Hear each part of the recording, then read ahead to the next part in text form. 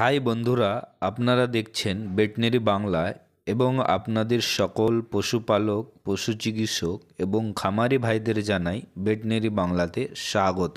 বন্ধুরা, আজকে যেটি নিয়ে আলোচনা করব সেটি হচ্ছে জালি হাব টিজেড বলাস।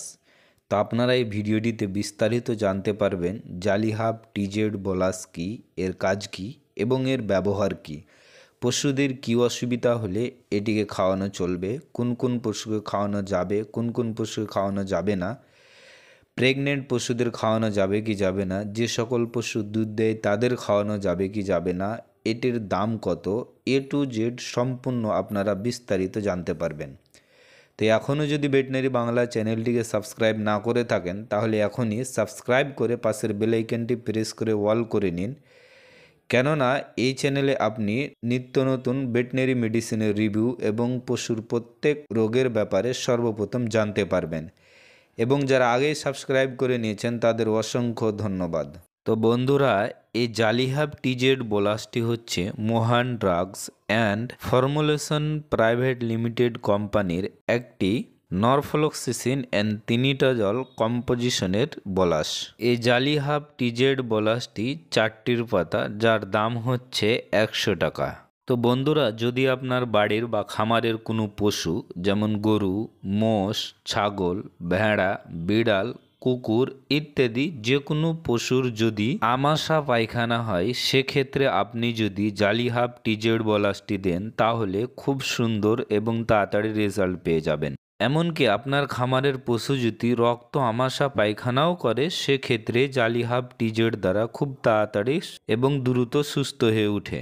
তাছাড়া বন্ধুরা, যদি আপনার খামারের কোনো পশু পায়খানার সাথে রক্ত বের হয়, সেক্ষেত্রেও জালি হাব টিজেড বলাসটি খুব সুন্দর কাজ করে থাকে। যদি আপনার বাড়ির কোনো পশুর ডায়রিয়া হয়, সেক্ষেত্রে আপনি জালি হাব টিজেড বলাসটি খাওয়াতে পারেন, খুব সুন্দর রেজাল্ট পেয়ে যাবেন।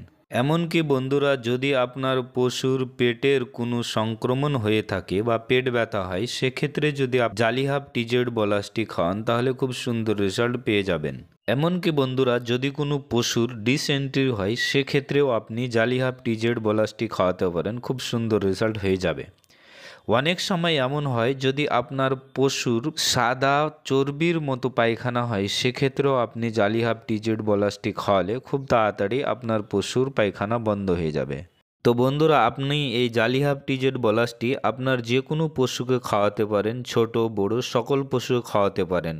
কিন্তু যেহেতু এটি নরফ্লক্সিসিন অ্যান্থিনিটাজল বলাস নামক সল্ট আছে, সেহেতু আপনি এটি আপনার গাভীন পশু বা প্রেগনেন্ট পশুকে খাওয়ানো যাবে না, আপনি আপনার প্রেগনেন্ট পশুকে খাওয়াতে পাবেন না। এটি একটি নন প্রেগনেন্সি সেফ বলাস। তাছাড়া বন্ধুরা, আপনার পশু যদি দুধ দেয়, সেক্ষেত্রেও আপনি খাওয়াতে পারেন, কোনো অসুবিধা হবে না। তো বন্ধুরা, এটিকে খাওয়ানোর নিয়ম হচ্ছে, আপনার পশুর ওজন যদি 300 কেজি থেকে বেশি হয়, সেক্ষেত্রে আপনার পশুকে 1.5 থেকে 2 খানা বলাস সকালে এবং 1.5 থেকে 2 খানা বলাস সন্ধ্যায় খাওয়াবেন।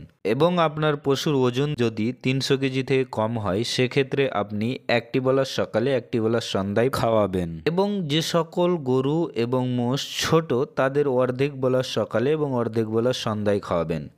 বড় ছাগল ও ভেড়ার ক্ষেত্রে অর্ধেক বলাস সকালে অর্ধেক বলাস সন্ধ্যায়। মাঝারি ছাগলদের ক্ষেত্রে 3 ভাগ করে 1 ভাগ সকালে 1 ভাগ সন্ধ্যায় এবং 1 ভাগ পরের দিন খাওয়াবেন।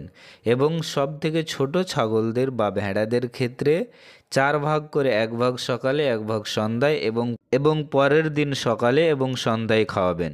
তো বন্ধুরা, এই বলাসটি আপনার পশুকে 2 থেকে 3 দিন আপনি খাওয়াবেন। এটিকে খাওয়ানোর আগে অবশ্যই পশু চিকিৎসকের পরামর্শ নিয়ে নেবেন। পশু চিকিৎসকের পরামর্শ না নিয়ে খাওয়াবেন না। এই জালি হাব টিজেড বলাসটি আপনার বাড়ির আশেপাশে যে কোনো মেডিসিন ফার্মেসিতে খুব সহজেই জালি হাব টিজেড নামে পেয়ে যাবেন। তো বন্ধুরা, আশা করি আপনারা জালি হাব টিজেড বলাস সম্পর্কে বিস্তারিত জানতে পেরেছেন। যদি কোনো অসুবিধা হয় বা কোনো কোশ্চেন থাকে তো অবশ্যই কমেন্ট করে জানাবেন এবং বেশি বেশি করে পশুপালক ও পশু চিকিৎসক ভাইদের কাছে পৌঁছে দেবেন, যাতে করে তাদেরও কোনো সমস্যা পশুপালনে না হয়। তো বন্ধুরা, ভিডিওটি আশা করি ভালো লেগেছে। যদি ভালো লাগে একটি লাইক করবেন এবং চ্যানেলে নতুন হয়ে থাকলে অবশ্যই ভেটেরিনারি বাংলাটিকে সাবস্ক্রাইব করে নেবেন। ভালো থাকুন, সুস্থ থাকুন, ধন্যবাদ।